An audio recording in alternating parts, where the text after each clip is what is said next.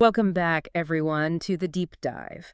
And this one, well, it feels pretty special. It's our 100th deep dive together. 100 deep dives. That's quite a milestone. It really is. It is. And to mark it, we're tackling something huge. We're diving into that incredible, almost unbelievable vision laid out right at the end of the big book in A Vision for You. Oh, yes, that chapter. When you think about when it was written, just a handful of people sober, the idea of a global fellowship must have sounded, well, almost crazy. Completely, like pure fantasy, but it happened. So our mission today, using this fantastic collection of sources you've pulled together, histories, biographies, even neurological insights, is to figure out how. How did that fragile little blueprint, that vision, turn into this massive worldwide living reality we see today? That's the question, isn't it? Not just that it grew, but what were the, let's say, architectural elements, the structures, the shifts in thinking, the actual decisions. The nuts and bolts. Exactly. The nuts and bolts that allowed it to go from, a couple of guys talking in Akron to something that genuinely circles the globe. We're digging into the foundations of hope, really. And I love the metaphor one of the founders used, that Bill W. quote you highlighted. He called it a wonderful edifice of the spirit. This cathedral, whose foundations already rest upon the corners of the earth. It's a powerful image. So we need to look at the design of that cathedral, the steps, kind of like the patterns on the floor guiding personal change and the traditions. The buttresses, holding it all up, keeping it strong. Precisely. The buttresses keeping it from collapsing under its own weight or outside pressures. Okay, so before we can really appreciate the scale of that cathedral, we have to start way down low, in the pit. That initial state the sources call alcoholic hell, what did that actually look like, feel like? It was fundamentally about denial wrapped in misery. You have people losing everything, jobs, families, self-respect, maybe waking up in jail. Yeah. But they just couldn't see or wouldn't see the real cause. The sources say they deny the true causes of their unhappiness and blame everyone and everything around him. So it wasn't just drinking too much, it was this whole mental state of blaming the world. Absolutely. Alcohol was the symptom, sure, but also the faulty coping mechanism. Right. A really terrible temporary shelter from facing the internal reality, the self-loathing. And critically, you pointed out this isn't just a matter of weak character, there's actual brain science involved here. Addiction as a selfish brain process. Yes, that's crucial for understanding. It's not simply bad choices. You've got powerful neurological systems being, hijacked. The source talks about salience attribution. Salience attribution, meaning what? Think of salience as importance. The addicted brain starts assigning this huge, overwhelming importance to the drug or the drink, the false need, while downgrading the importance of real needs. Like family, health, future. All of it. Your own survival instincts get twisted. The brain starts treating the substance like it's the most essential thing for survival, even as it's destroying you. It becomes this desperate, unconscious drive. Which explains the compulsive part, the inability to stop despite catastrophic consequences. Exactly. It overrides rational thought. It explains that feeling of being trapped, the utter desperation you read about in the early stories. And you see that desperation in the founders' own lives. Bill W. losing those massive business deals, being too drunk for his mother-in-law's funeral, just hitting rock bottom. Total collapse. And that collapse, that alcoholic hell, leads to this necessary first moment. It's not even step one yet. It's like step zero. This step before the steps. Right, just conceding, okay, something is seriously wrong here. My life is chaos in this area, maybe others. Things have to change. And crucially, I need help. Admitting you can't fix it alone. That crack in the wall of denial. And once that happens, connection becomes possible. The idea of one alcoholic helping another, that service principle Bill W. got from the Oxford group. Though you noted Dr. Bob wasn't immediately sold on that part. Well, yeah, the sources suggest Bob was initially more focused on his own sobriety. But Bill, driven by this need to carry the message to stay sober himself, put it into action right away. Maybe a bit clumsily at first. Clumsily how? Their first real attempt to help someone, this surgeon named Eddie. It's apparently a disaster. The source calls it a frightful explosion. Eddie kept relapsing. Frustrations were sky high. So high that Bill actually considered having him committed. Yeah, imagine that. It shows just how fragile things were, how easily it could have all just fizzled out. If helping others was this hard, this prone to failure, where was the hope? So what turned it around? What made it feel like more than just two guys flailing? It wasn't a lightning bolt moment, interestingly. It was much more down to earth. It was counting, simple arithmetic. Yep. Yeah. In the fall of 1937, Bill and Bob actually sat down and tallied up the people they'd worked with who had managed to stay sober for a significant stretch. They counted 40 people, maybe 60 years of combined sobriety. Okay, so they had actual data. Proof of concept, almost. Precisely. It moved beyond just their own personal experience. They suddenly saw, hey, this isn't just us, this thing we're doing. It actually works for other people too. That's when Bill said the ceiling went up. It wasn't just desperate hope anymore. It was a realization.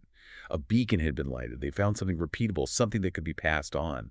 That simple act of counting, that was the birth of the real scalable vision. Okay, so the vision is sparked by seeing it works for others, but then the book comes out in 39 and things just explode. You called it a prodigious chain reaction. Give us a sense of that scale. It's honestly mind-boggling. Remember, they had maybe 50 members in 1938. By 1955, we're talking an estimated 146,000 members in 6,000 groups, spread across 50 different countries. Wow, in less than 20 years, how did that happen so fast? Well, the book was key, obviously. But also, they got incredibly positive and ongoing media attention. Doctors, clergy, newspapers. They saw it was working when nothing else seemed to, and they talked about it. That publicity fueled the fire massively. But that kind of explosive growth, it can tear things apart, right?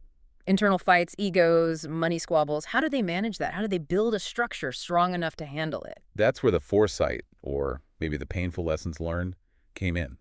They developed what are now called the 3 legacies. These are the absolute bedrock. Right, the legacies, recovery, unity, and service. Exactly. Recovery is the steps, the individual path. Service is the mission carrying the message. But unity. Unity is the traditions, adopted formally in 1950. Those are the rules for the groups, the relationships, the structure itself. Those are the buttresses we talked about. Protecting the whole edifice. Protecting it from itself, really.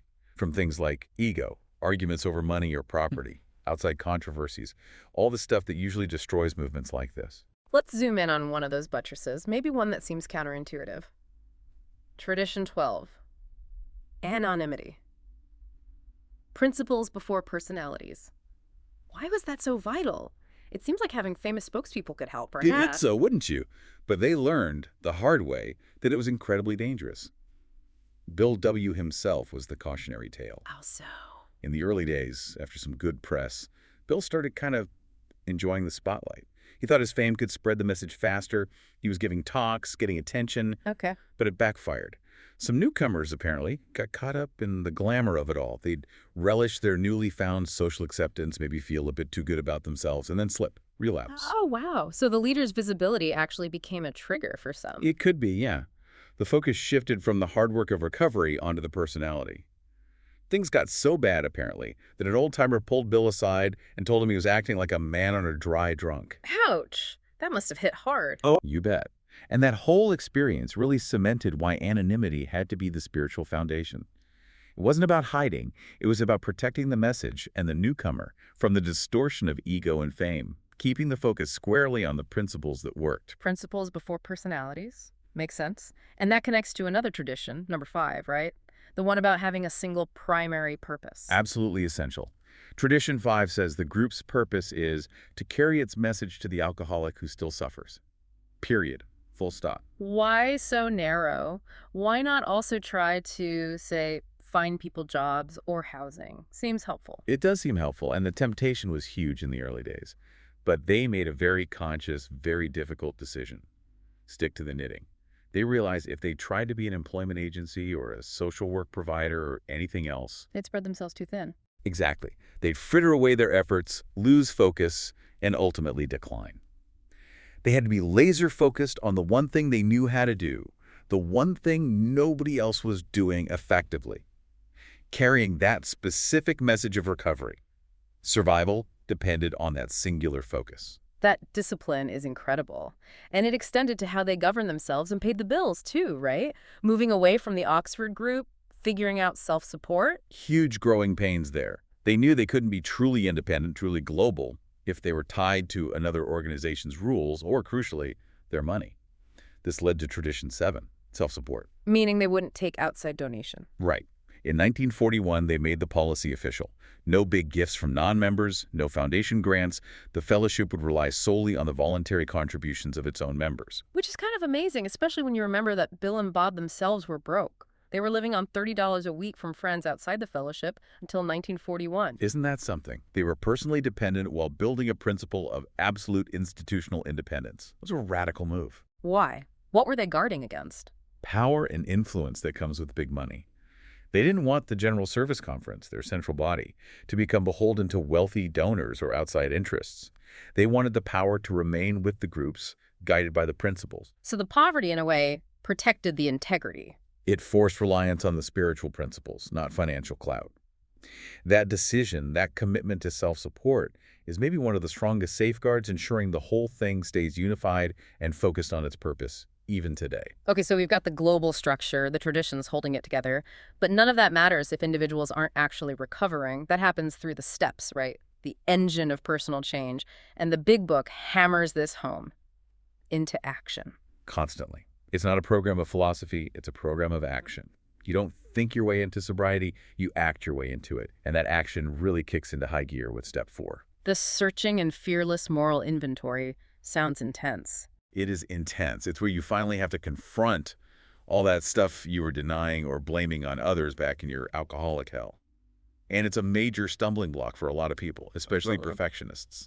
Because they feel like they have to get it absolutely perfect the first time, uncover every single flaw. Exactly.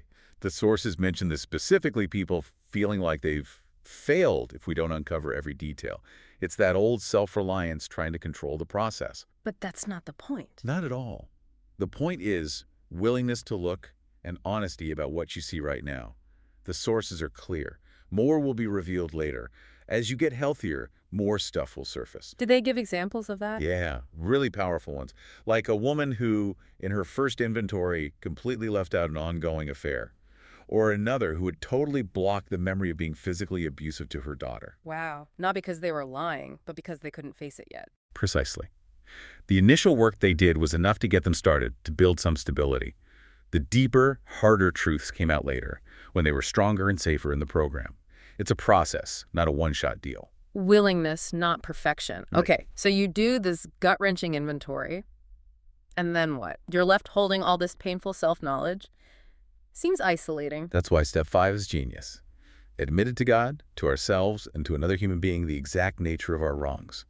Sharing it is crucial. Why another human? Why not just keep it between you and your higher power? Because, as the source says, what comes to us when we're alone may be garbled by our own rationalization and wishful thinking. We are masters of self-deception, especially early on. So the other person acts like a reality check. A vital reality check. Yeah. A sponsor, a trusted advisor, someone who can listen and maybe gently point out where we might still be fooling ourselves.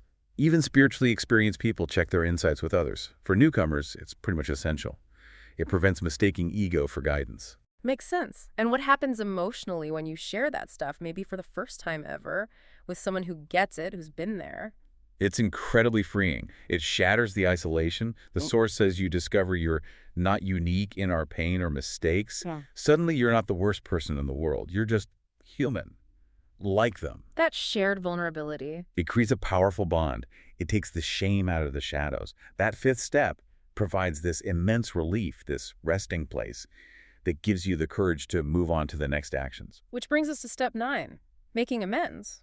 Often sounds like just saying sorry, but the sources frame it differently. Much more actively. It's not just an apology. It's about taking responsibility for your part in a relationship. Responsibility, one source notes, is literally the ability to respond appropriately now. So it's about changing your behavior, showing you're different now. Yes, it's demonstrating change. It's an act that offers hope for something new, not just for you, but for the person you harmed. And sometimes, amazingly, those amends can mend relationships you thought were broken forever. Enemies can become friends. But there's a big caution sign on this step, isn't there? Except when to do so would injure them or others.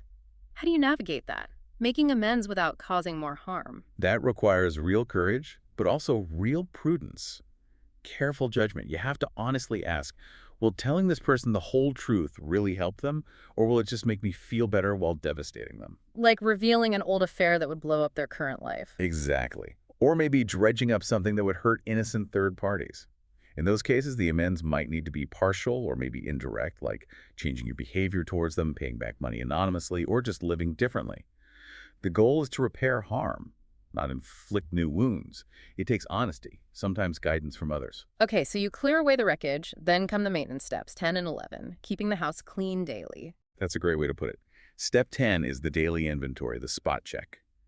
Washing throughout the day. Am I getting angry, resentful, afraid, selfish, dishonest? Catching it before it builds up. Exactly. Because if you let that stuff, new resentments, worries, jealousies, and fears pile up, it pushes you right back towards old behaviors, maybe even a slip.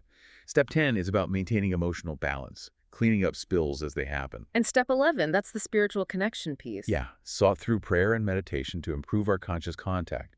It's about actively seeking guidance for the day ahead. The advice is super practical. Ask for guidance, for an intuitive thought, for help with the decision. And then this is key. Relax. Don't strain. Just be open to an answer. Be open, listen, don't force it. This daily practice does two things. It keeps you connected to a power greater than yourself, and it constantly reminds you of your own limits. It counters that false feeling of omnipotence that's so dangerous for addicts. It reinforces humility and gratitude. It really is a remarkable system, all these intensely personal actions building up to this global structure. But underpinning it all is this deep, almost philosophical paradox you mentioned. The idea that pain, that suffering, is actually valuable. It's a total inversion of how most of us think. Our addiction often stemmed from trying desperately to avoid pain, control relationships, force satisfaction where it wasn't happening. The paradox is that recovery teaches us that embracing difficulty, facing suffering honestly, especially within relationships, is precisely what heals us. Moving from hiding pain to growing through it. Right. And there's that striking story Bill W. tells about someone telling him his suffering wasn't bad luck, it was his great good fortune. Fortune? How could suffering be fortunate? Because, as the person told him, it opens your eyes and your heart. It strips away the ego, the illusions, the self-centeredness. It forces a kind of clarity you can't get any other way. It makes people in recovery privileged, in a sense, because they've been forced to learn lessons others might avoid. The price of admission for genuine insight. You could say that. It forces an examination of motives. Am I doing this for applause, or am I genuinely trying to let something bigger work through me? Pain can burn away those less worthy desires, leaving something truer behind. And accepting that pain, that reality, ties into abandoning that old philosophy of self-sufficiency we cling to. Directly. We think freedom comes from being totally in control, totally self-reliant. Recovery teaches the opposite. Freedom comes from accepting reality, accepting our limits, accepting the new facts of living. Instead of fighting what we can't change. Exactly. When you mentally resist something you can't control, like other people's actions or a difficult situation, you actually give it power over you. You drain your own energy fighting it. The sources connect this to deep wisdom. Peace is to be found only within, and that idea of resist not evil. Stop fighting reality in your head. Which frees up energy to actually deal with the situation constructively. Precisely. Acceptance isn't resignation. It's the starting point for effective action. Freedom comes from accepting what is. And all of this leads to what the source, not God, identifies as the core intellectual and spiritual foundation of the whole thing. The diagnosis and the prescription in one concept. Not God. Meaning? If the core problem of addiction is the denial of dependence, this deep-seated belief that we should be in absolute control like a God, then the solution is the profound, ongoing realization that we are human, limited, fundamentally not God. Accepting our limitations is the cure for trying to be limitless. That's it, exactly. Yeah. We have to accept that all absolutes escaped us. We can't have absolute control over others or outcomes or even ourselves sometimes. We can't rely absolutely on other people either because they're human and fallible too. Even the best of them will sometimes let us down. It sounds harsh, but also realistic. It is realistic. Yeah. And, strangely, incredibly freeing. When you stop demanding the impossible from yourself and others, you can start living in the world as it actually is. Wholeness comes from accepting limited control, acknowledging interdependence. And that acceptance of limitation, paradoxically, is what allowed the global vision to even happen. If the founders thought they were gods, they wouldn't have needed the group, the traditions, the whole structure. That's the beautiful irony, isn't it?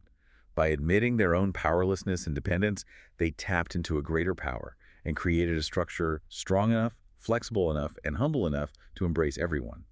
A structure built on shared vulnerability, not individual strength. It's an incredible model. #tag outro. It really is incredible when you trace it back. From those first shaky steps, that desperate count of 40 sober people in 1937, to this genuine global fellowship, that vision for you wasn't just hopeful words, it became real. And it became real not because of money or power in the usual sense, but because of these core principles: humility, honesty, unity, service. Simple, but profoundly effective. We've really seen today how the structure, those legacies, the traditions provided the container, the safety, Right, the buttresses. and how the action, the steps provided the personal transformation needed to fill that container, connecting individual struggle to universal truths. A system robust enough to cross cultures, languages, decades. Yeah. Built to last. Because it's built on accepting reality. So let's leave you with this thought, building on that core idea of not God. We see so much suffering in the world driven by the pursuit of absolute control, absolute power, absolute certainty. What if the history of this particular movement shows us something fundamental? What if embracing human limitation, truly accepting that we have limited control, that we are dependent on each other and on something more, isn't a weakness? What if that's actually the essential human strength needed to build anything truly lasting, truly beneficial, truly communal in this world? Where does true power lie? Maybe not where we usually look. Something to definitely mull over. Thank you for joining us for this 100th deep dive. It's been a privilege. We look forward to diving into the next 100 topics with you all.